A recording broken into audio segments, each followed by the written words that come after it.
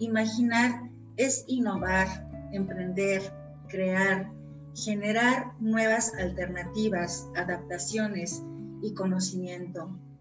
Por otro lado, soñar es sentir, motivar, alcanzar esas fantasías e ideales que nos mueven a todo ser humano. Pero bueno, cuando estamos pequeñitos, cuando la inocencia es lo que compone toda la esencia de nuestro ser, hay que contarles las historias a manera de fantasía. Eso es lo que hizo hoy nuestra guerrera docente número 54, Tania Yasmín Jiménez, que se inspiró en un cuento de hadas que podría asemejarse al de la Cenicienta. Yo supongo, y ahorita vamos a compartir la historia, la narrativa, que este cuento de fantasías dedicados a niños de preescolar, pues bueno, las hadas es esa imaginación que nos ayuda a construir nuevas alternativas de enseñanza-aprendizaje para nuestros chiquitos. Y la princesa del cuento es nuestra maestra Lupita, así se llama la protagonista de esta historia, y el carruaje, la calabaza, las ventanas de aproximación, la tecnología que nos acercaron el conocimiento. Estoy en lo correcto, maestra Tania Yasmín, que nos acompaña por Zoom desde el bello estado de Oaxaca. ¿Cómo está usted? Buenos días, me encuentro muy bien, muchas gracias por la invitación. Me siento muy feliz, muy emocionada de que mi historia sí esté llegando a donde yo nunca creí que iba a llegar. Y más lejos y por los siglos de los siglos, porque ya quedó plasmado tanto en electrónico como en tinta y papel, y va a trascender por generaciones y generaciones. Ya su nombre está grabado, maestra. Gracias por participar. Y me gustaría que, ya que el público está conociendo su rostro y que muchos alumnos pequeñitos también nos están viendo desde sus casas, se presente usted con nuestro público. Bueno, pues mi nombre, como ya lo mencionó, soy Tania Yasmín, soy licenciada en educación preescolar. Otra de mis actividades es pues cuidar niños, lo que llaman niñera. Desde hace muchos años me dedico a cuidar pequeñitos de diferentes edades. Actualmente estudio la maestría en educación en el área de docencia e investigación y también estudio la licenciatura en psicología. ¿Qué más puedo decir? Me gusta mucho leer, me gusta escuchar música, me gusta ver películas, me gusta hacer un poco de ejercicio y me gusta seguir aprendiendo. De hecho, esta oportunidad que me dieron de escribir la historia fue un hobby que tenía yo ya guardado. Ya no me ponía a escribir absolutamente nada. Es algo que disfruto, pero que ya lo había dejado atrás. Entonces esta es una súper oportunidad y salió. Hubo inspiración, en este texto hay muchísimas emociones, muchas historias. No es solo una, son varias entrelazadas. Entonces, pues, esa soy yo y espero les guste mucho. No compartió su edad, pero también es una maestra muy, muy joven. ¿Qué edad tiene? 27 años. 27 años. ¿Y de ejercer su labor como maestra de preescolar? ¿Cuánto tiempo? 2 años. 2 años. 2 años. Vaya, esta labor de cuidadora de niños fue interrumpida con la pandemia o la sigue llevando a cabo? La sigo llevando a cabo porque pues hay muchos papás que no tuvieron la posibilidad de dejar de trabajar y al no haber escuelas, pues muchos niños se quedaban solitos en sus casas. Entonces pues tuve que entrar ahí con todos los cuidados posibles porque si no pues las familias se quedan así a la deriva. Entonces hubo la oportunidad, la posibilidad de que yo pudiera seguir cuidándolos y así ha sido. Me imagino que una labor de una cuidadora de pequeños les enseñan o son diestras en contar historias y cuentos para entretenerlos, ¿verdad? Así es, soy amante de los cuentos infantiles. Es la primera guerrera docente que nos presenta estas características y este profesionalismo que es cuidar niños. Así es que platíquenos a profundidad de esa labor tan hermosa, maestra. ¿Qué hace una cuidadora de niños? Pues es dependiendo de la edad. Yo recibo pequeñitos desde días de nacidos. Entonces, he tenido niños más grandes de 12 hasta 15 años que todavía entran como niños. Y pues mi labor es dependiendo de las necesidades de cada familia. Hay veces que se tiene que nada más, digamos, que cuidarlos. Lo que podría ser entretenerlos, jugar con ellos. Hay otros que pues se les apoya con las tareas. O en los casos más de casi entro como mamá, de que tengo que bañarlos, que tengo que ayudarlos en sus necesidades. Casi siempre digo que soy como su segunda mamá. En preescolar también así nos dicen, a veces se equivocan y mamá. Entonces yo estoy acostumbrada a tener como muchos hijitos. Y así es, ese es el cuidado que espera. Y en esta labor como cuidadora de niños, que hay diversidad de edades y de circunstancias de sus niños, vaya, a los que usted cuida, ¿cómo vivieron la pandemia? Me imagino que usted los enseñaba a cualquier nivel de estudios que los niños cuidados estaban presentando en ese momento de la pandemia, pues usted los asesoraba como podía con sus tareas y con sus clases. ¿Nos puede compartir esa parte? Sí, de hecho es muy curioso porque los más pequeños no se daban cuenta todavía de la situación. No, a veces no veían la tele las noticias y no sabían de qué estábamos hablando, no estaban en contacto con sus compañeros, con la gente de afuera. Entonces ellos todavía no sabían bien qué estaba ocurriendo y porque sus papás todavía seguían saliendo, entonces para ellos la vida seguía normal. Lo único que cambiaba es que no iban a la escuela.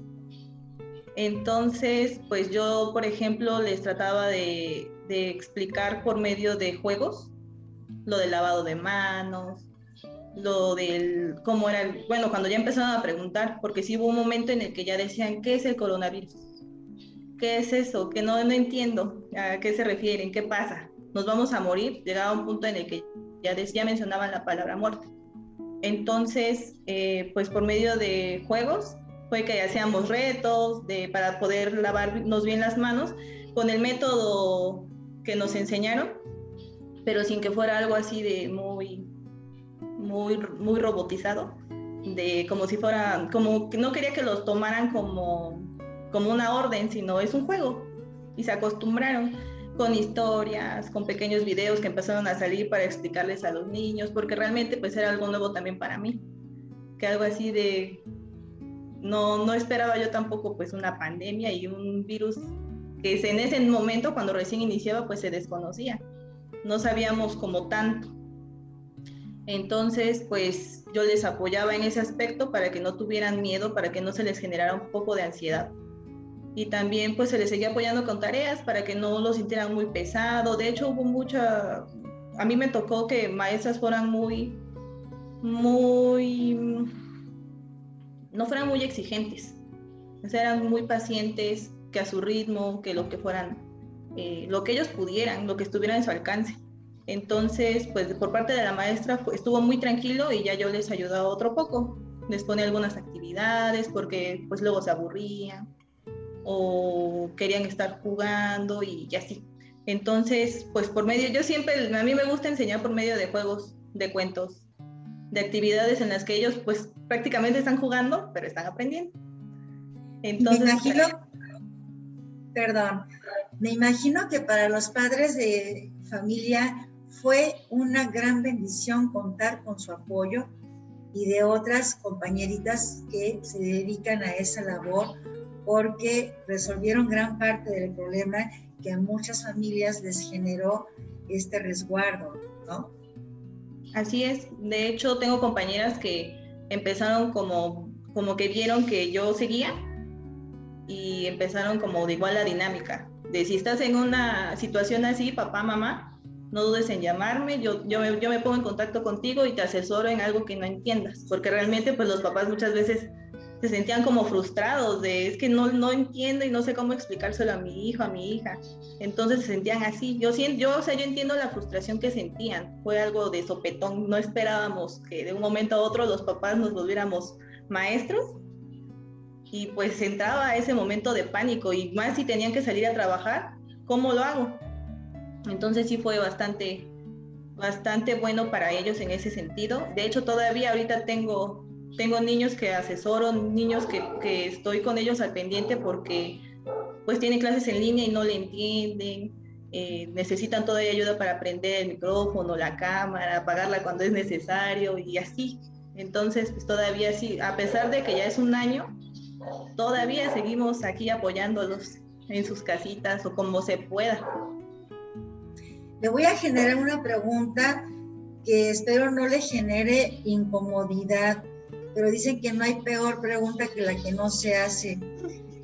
Entonces, en esa faceta y en esa parte de su profesión, entiendo que usted no sintió diferencia con la pandemia antes y durante la pandemia, o sí hubo un cambio reflejado en su labor.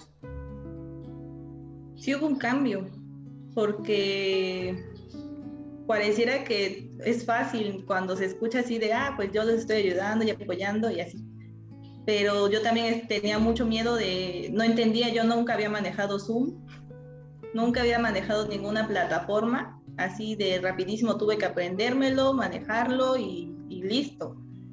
Y también el miedo yo sentí mucha ansiedad, entonces de controlarme porque dije voy a estar cuidando niños que necesitan de mí, necesitan que yo esté al 100 y necesitan estar tranquilos.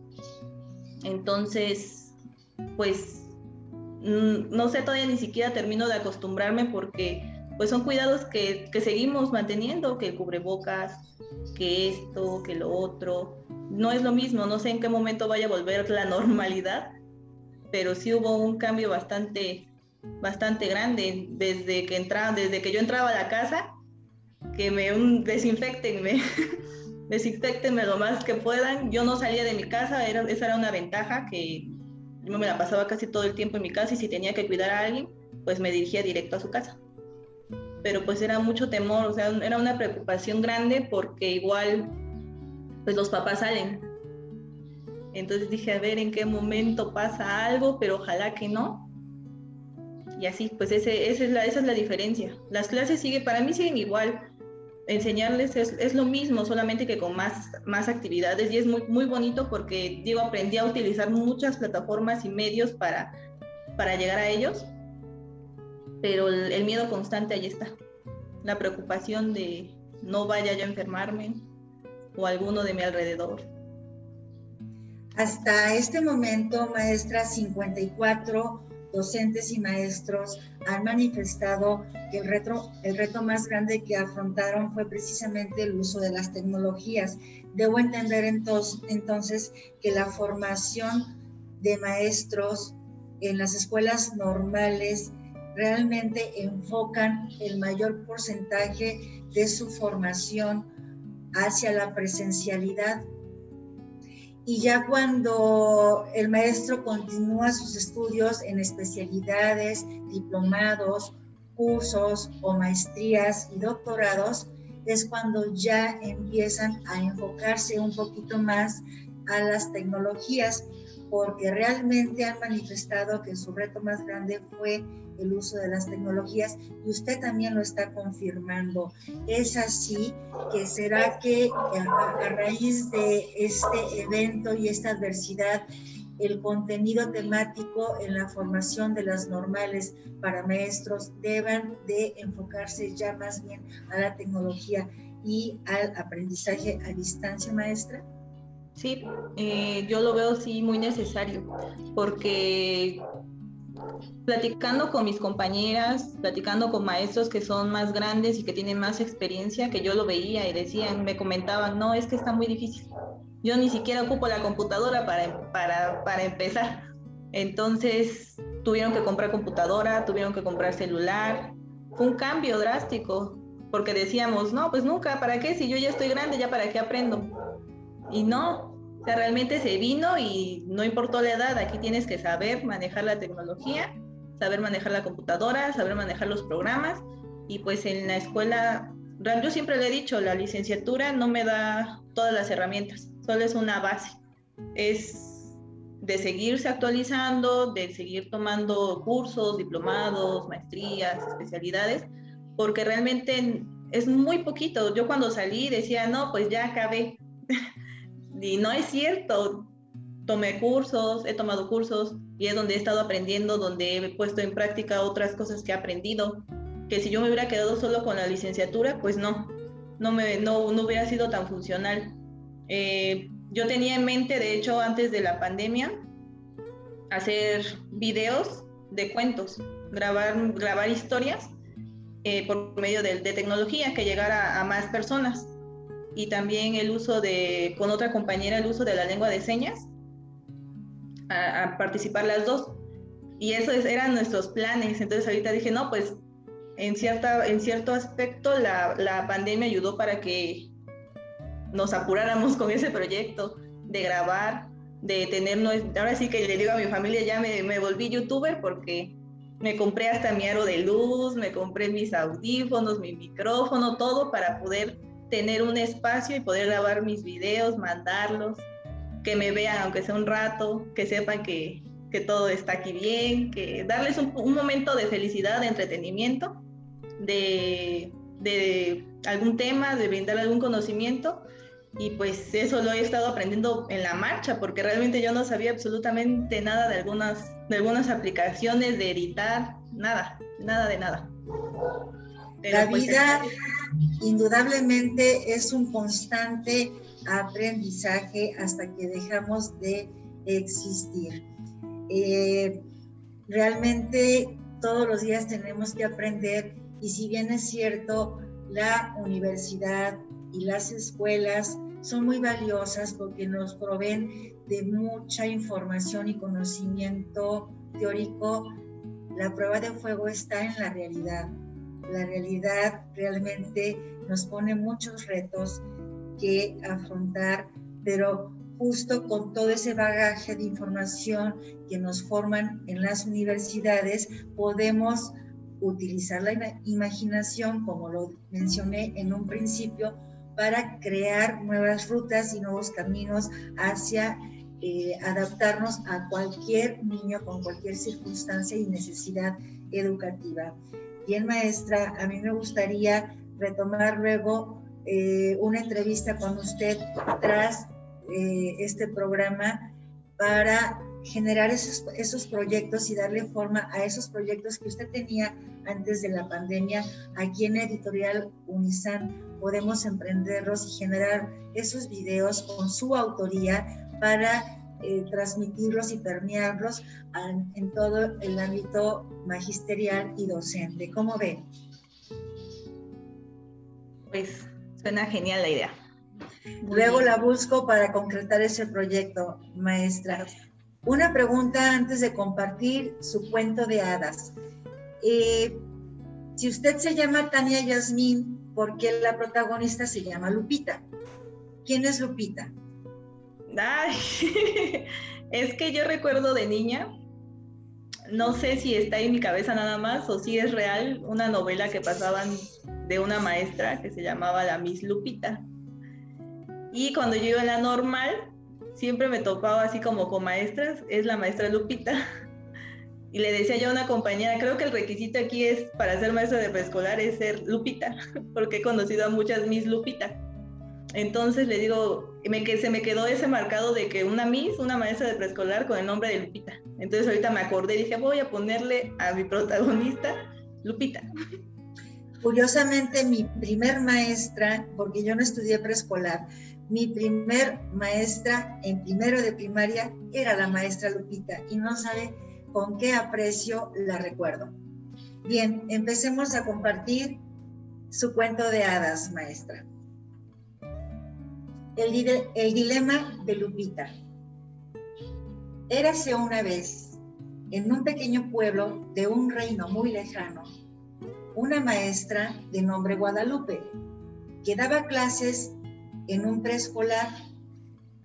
Todos la conocían como Lupita. En ese lugar solo había 4 escuelas: jardín de niños, primaria, secundaria y bachillerato. Si los jóvenes querían seguir estudiando, tenían que viajar a otro reino. Todo marchaba de maravilla. En aquel pueblito, muchas personas se dedicaban al comercio, otros laboraban en las oficinas del reino.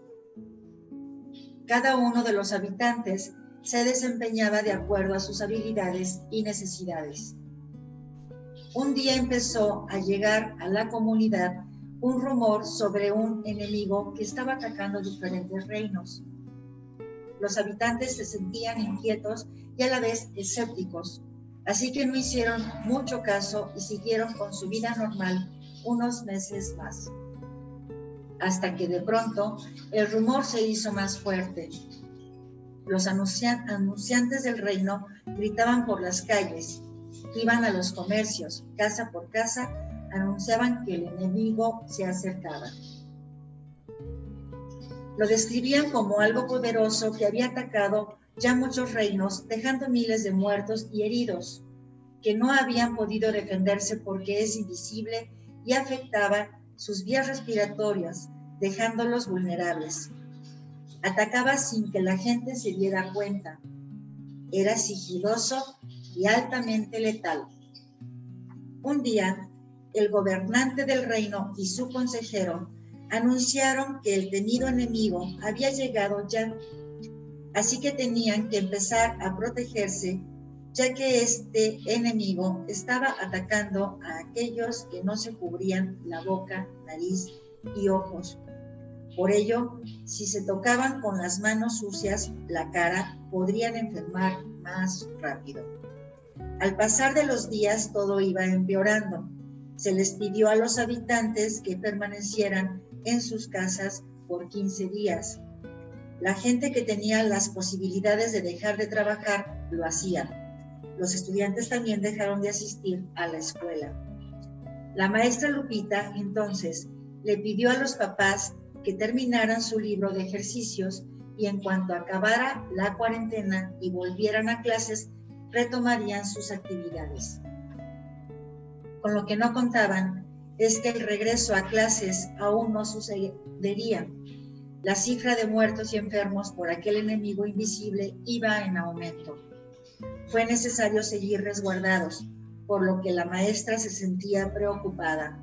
Sus alumnos ya habían terminado el libro y no sabía cómo seguir comunicándose con ellos para dar continuidad a las clases y saber cómo estaban pasando esta situación tan difícil. Toda actividad se detuvo en el pueblo, incluso aquel gran baile que realizaban cada año en el reino, en el que la mayoría de habitantes asistía para distraerse un poco, e incluso en el que la maestra podía socializar más reuniéndose con viejas amistades y tal vez, si corría con suerte, podría conocer a un pretendiente, ya que su trabajo era tan demandante que en pocas ocasiones se daba el tiempo necesario para disfrutar de su vida personal. Pero todo eso ya no le importaba a Lupita. Ella solo quería seguir en contacto con sus alumnos. Se le ocurrió entonces que si no podía verse en persona, solamente a la distancia, debían encontrar la forma de hacerlo. Es en aquel momento que recuerda el deseo que le concede su hada madrina cada año antes del gran baile. Pensó que si ese año no ocuparía su deseo en vestidos, zapatillas o carrozas mágicas, podría entonces cambiarlo por algo con que comunicarse con sus niños. Llegado el día en que el hada la visita, le explica lo que está pasando y ésta acepta gustosa concederle el deseo, ya que, aunque la magia tiene sus restricciones, lo que pedía Lupita no era tan imposible. Se le ocurrió darle un espejo mágico, a través del cual lograra comunicarse con sus alumnos. Pensaron que en casa todos contaban con uno, así que la idea sonaba estupenda. Una vez concedido el deseo, empieza a probar el espejo e intenta contactar a sus niños. Uno a uno van reflejándose en el instrumento, pero lamentablemente no lo logran todos. El Hada y Lupita no contaban con que algunos niños no tenían un espejo en buenas condiciones, y por increíble que parezca, algunos ni siquiera tenían uno. Otro problema que había era que en ocasiones la lluvia impedía que la imagen llegara bien a los espejos y quedaban nuevamente incomunicados por días. Lupita pensó y pensó en otra solución para ayudar a sus demás alumnos. En ese momento se le ocurre ocupar a las palomas mensajeras de su abuela, que aunque no eran muchas, le podrían servir para llevarles recados a los pequeños que faltaban y también recibir mensajes de ellos. Pone en marcha su plan y comienza a mandar mensajes a los niños. Tarda un poco en recibir respuesta, pero una a una las palomas llegan con mensajes y es así donde empieza a mandar actividades a los pequeños. Tristemente, un día Lupita recibe un mensaje por medio de las palomas mensajeras. No es de ningún alumno, sino de una de sus mejores amigas. En él, la amiga le relata que está triste y muy preocupada porque el enemigo del que todos hablan, pero que nadie puede ver, ha atacado a su papá, el cual se encuentra grave en un hospital del reino. Lupita trata de reconfortar a su amiga a la distancia y le da ánimos.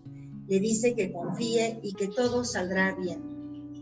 Transcurren los días y de la nada Lupita empieza a sentirse mal. Ella no sabe qué pensar. Tiene fiebre, dolor de cuerpo y de cabeza. Imagina miles de cosas y considera que posiblemente todo es parte de su imaginación, que ha estado demasiado preocupada y que sus síntomas son provocados por ella misma. Pasan otros días y le siguen llegando malas noticias. Personas cercanas han sido alcanzadas por el enemigo y lamentablemente han perdido la batalla. Los síntomas de la maestra empeoran y recibe el peor de los mensajes. Su amiga le hace saber que lamentablemente su padre ha muerto. Lupita siente mucha tristeza por la pérdida de su amiga y con el pasar de los días empieza a sentirse peor de salud. Presenta falta de aire y es entonces que sus familiares, preocupados, deciden llevarla con uno de los sabios del pueblo, aquellos que tienen la facultad de tratar enfermedades, doctores les llaman.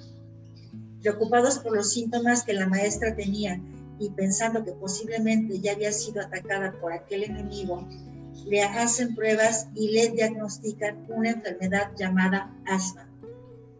Por una parte, Lupita y su familia se sienten tranquilos de que no sea lo que ellos sospechaban, pero a la vez también se encontraban preocupados, pues el doctor les menciona que el estrés que ha estado viviendo ha agravado la enfermedad, por lo que le recomiendan tomar sus medicamentos y a la vez consultar con otro sabio, el que se encarga de estudiar la mente y la conducta humana. Les dijo que él era el indicado en casos como este. Al tiempo, Lupita se siente mucho mejor y vuelve a pensar en sus alumnos, en cómo están pasando estos momentos tan difíciles para todos. Le preocupa que no solo basta con ir bien en cuestiones académicas, sino estar bien emocionalmente.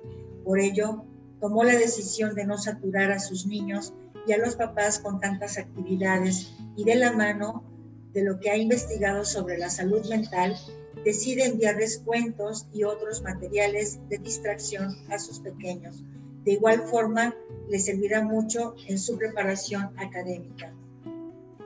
Ya sea por medio del espejo o de los mensajes con ayuda de sus aves, sigue en contacto con todos ellos, se mantiene al tanto de los familiares, también y se alegra de poder compartir aún a la distancia de diversas anécdotas, porque no todo es malo, siempre hay algo bueno que compartir. Y quisiera decir que colorín colorado, este cuento se ha acabado, pero no es así. Aún nos falta mucho que recorrer en esta historia. Poco a poco la maestra Lupita va saliendo adelante junto con su familia, sus alumnos y todo el reino. Maestra Tania Yasmín Jiménez Carmona, seudónimo Ala de Cisnes. Ahora cuéntenos, maestra, ¿por qué el seudónimo Ala de Cisne? Sí, bueno, cuando yo era niña, pues yo amo los cuentos desde que yo me acuerdo. Uno de mis cuentos favoritos y de los primeros que leí yo sola es Los Cisnes Salvajes. Y en este cuento, digamos que la protagonista tiene 7 hermanos y uno de ellos al final, no voy a contar toda la historia, pero al final él, por un hechizo, queda con un ala de cisne. Y hace 2 años aproximadamente conocí a un autor que se llama Adolfo Córdoba y él hizo un libro donde cuenta cómo continúan algunas historias que quedan así ¿qué pasa, no? ¿Qué pasa después de, por ejemplo, Cenicienta? ¿Qué pasa al final? Si vive feliz por siempre. Y entre esos cuentos que él maneja en su libro está la continuación de Los Cisnes Salvajes, El Príncipe de un Ala. Y yo así de, bien emocionada porque por fin voy a saber qué pasó con ese príncipe. Y pues ya ahí manejan la historia de cómo fue su vida después, cuando ya se quedó con un ala. Y al momento de que yo adquiero el libro y él me lo firma, le hago el comentario de que precisamente lo compré y me gustó mucho porque viene la continuación de una de mis historias favoritas. Entonces, él en mi dedicatoria pone para Tania Yasmín, que sabe hacer magia con un ala de cisne. Entonces, desde entonces me quedé con ese seudónimo de ala de cisne. Dije, en algún momento lo voy a poder ocupar cuando haga algún escrito, cuando haga algo. Y fue cuando hice este cuento, fue de aquí es el momento en el que lo voy a ocupar por primera vez. Y es así como surge.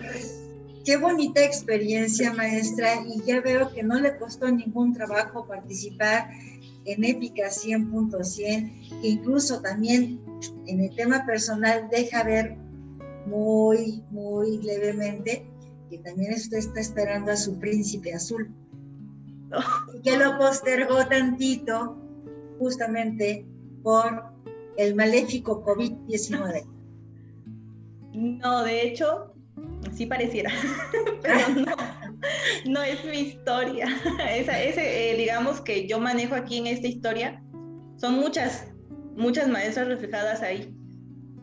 Un tanto mía y un tanto de mis amigas, de mis conocidas, de mis cercanas, ahí está en esa historia. Y sí me he escuchado que mis cercanas me dicen, no, es que ahora sí no, si de por sí no tengo tiempo para salir y divertirme y conocer a alguien, y ya en mi casa me exigen que lleve a alguien, ahora menos. A veces pues están muy lejos, están en comunidades donde los habitantes son contados, hay veces que no pueden venir a casa, vienen cada mes, cada que se acaba el ciclo. Entonces sí, ellas comentan esa situación de que es muy difícil a veces estar muy lejos y que al mismo tiempo sienten la presión de que ya quieren estar con alguien, hacer familia, y por el tiempo no se puede. Ciertamente su cuento toma diversos elementos de otros cuentos que ya son muy conocidos por los niños y por muchas generaciones. Me llama la atención porque elige como medio de comunicación el espejo. El espejo, pues es que es un cuento, entonces dije, pues es meter magia. No voy a meter automáticamente lo que es, pero cada elemento tiene su significado. Entonces el espejo, pues es la plataforma Zoom y las plataformas que se han ocupado para estar en línea, para poder vernos. La computadora, digamos que el espejo mágico es que todos en casa deberían de tener una computadora y en la cual se pueda uno ver, pero pues no es así. podría decirse que sí, todo el mundo tiene en casa acceso a una, pero realmente no. Es de entonces donde surge la idea del espejo mágico donde se pueden ver. Pero cuando llueve, realmente no, porque sí me tocó que cuando llueve, que se cae un poste, que hay, no sé, diversas situaciones, apenas si nos vemos. Entonces de ahí surge esa idea del espejo. De ahí las palomas mensajeras, que son los mensajes de texto, que muchos papás dicen que pues tienen el más sencillo, el teléfono más sencillo, que nada más cuenta con llamadas y mensajes, no tienen más. Entonces, bueno, un mensaje de texto sí le llega, tarde, pero le va a llegar. Y esa es. Es que hace una combinación entre el espejo y la pantalla, porque ciertamente todos los espejos con la lluvia se empañan y la tecnología con la lluvia se friquea y se queda en pausa. O sea, es una simbiosis muy, muy asertiva. Pero fíjese que me hace reflexionar en que en las clases presenciales los niños, los alumnos, no se ven a ellos mismos, solamente ven a su profesor, a su maestro, maestra, y no se ven ellos. Ahora con el Zoom y con las pantallas sí se ven ellos como un espejo. Fue esa creatividad también de la cual hablaba al principio, que asemeja muchas realidades. ¿Tendrá algo que ver o representará algo importante para el alumno el verse al interactuar en pantalla? Sí, yo opino que sí, porque se sienten acompañados, se ven, al momento de que ellos se ven, es así de, empiezan a ver a sus compañeritos, de no solo se ven ellos, de cómo se ven, sino que empiezan a buscar, hola, ¿cómo estás? ¿Qué estás haciendo? Ay, mira, atrás de ti está no sé qué, y ay, tu perro. Empiezan como, se olvidan un rato que es una computadora, se olvidan que están a distancia y por un momento se sienten muy cerca, por un momento es como si estuvieran ahí juntos, y hasta yo me olvido, digo, no, pues no estamos cerca, estamos lejos, pero se nos olvida cuando estamos hablando, cuando estamos interactuando, el hecho de estarnos viendo. Entonces sí, yo digo que sí les ha funcionado para aquellos que sí han tenido la posibilidad de poder utilizar el medio. Ha sido de gran ayuda. Y también para aquellos que no han tenido la oportunidad, es donde entraban los videos grabados. No me puedes ver en vivo, pero pues yo te mando uno mío, y si tú quieres me mandas uno tuyo. Y ya, nos complementamos. Maestra, fue muy grato haber conversado con usted y sobre todo en este mágico idioma que nos hizo despertar, que siempre seremos niños, tengamos la edad que tengamos, y que los niños son la esperanza del futuro. La felicito muchísimo por su narrativa y de verdad que la voy a buscar para hacer proyectos en conjunto, porque ese talento no lo podemos dejar ir en Editorial Unisam. Para despedirse de nuestro público, le puede dar un mensaje adicional, y sobre todo a los papás y a los chiquitos que nos están viendo.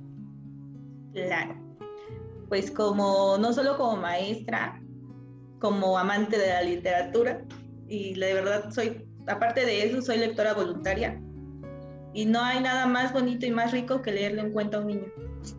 O sea, nunca aprovechen la oportunidad, solo les quitan 5 minutos y es la experiencia que se queda por años. Nunca lo van a olvidar. En estos momentos y en cualquier momento, estén tristes, estén felices, como sea que estén, un cuento de verdad los va a dejar marcados de por vida para bien. Siempre van a recordar a sus papás por eso, porque les cuentan cuentos, porque les cuentan historias. No es necesario que sean expertos en ello.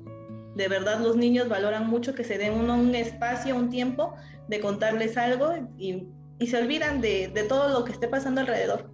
Entonces ese es mi consejo, que no dejen ahorita aprovechando que pasó el Día del Niño, nunca dejemos de ser niños. Yo cuántos años tengo, no soy una niña, pero yo sigo soñando como si fuera una. Me encantan y no hay edad. Si tienen hijos, aprovéchenlos y ustedes también empápense. De verdad es algo muy, muy bonito, una actividad muy, muy linda. Y cualquier momento es bueno para leer un cuento. Muchas gracias, maestra. Estamos en contacto y le deseo todo el éxito en el próximo reto que va a enfrentar ahorita, un examen que me compartió. Lo va a lograr y va a tener mucho éxito porque usted tiene mucho talento, maestra. Muchas gracias. Querido público, hemos llegado al fin de nuestro episodio número 54 con un ejemplo muy grande y un nuevo aprendizaje. Hemos conocido a una nueva guerrera docente con disfraz de princesa o de paloma mensajera o de espejo. Tiene una creatividad tremenda, pero pequeños que nos están viendo y padres de familia, de verdad, los maestros son héroes. Nos vemos mañana. Editorial Unisan te acompaña y te inspira en todo momento. Buenas noches.